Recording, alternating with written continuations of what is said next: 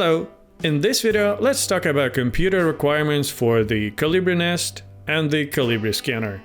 What's the minimum requirement, what's the recommended requirements, and whatnot. You can find these computer requirements on our website under support page. Here they are, the minimum and the recommended computer requirements. The Calibry scanner itself doesn't take up too much of computer power resources. Therefore, the scanning process itself does not require a highly performing machine. But the minimum requirements are Windows 8.1 or higher. It must be a 64-bit system. CPU should be at least Intel Core i5. As I've said, the scanning process doesn't use too much resources. Therefore, 8 GB of RAM will do the job. But to finalize models, you'd better have 16 GB of RAM, especially if you plan to scan large objects.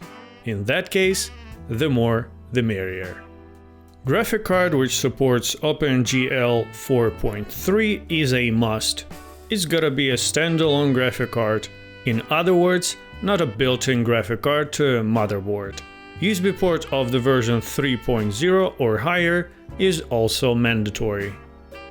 If you're planning to post-process big chunks of data, it will require a good computer. The minimum in that case is Intel Core i7, 32 GB of RAM, and again, the more, the better, and surely a GPU. Best of all would be to use a card by NVIDIA, because our developers run tests on GPUs by NVIDIA. They test it on models GeForce 400 and higher. Stable workflow on any other GPU types and brands isn't guaranteed.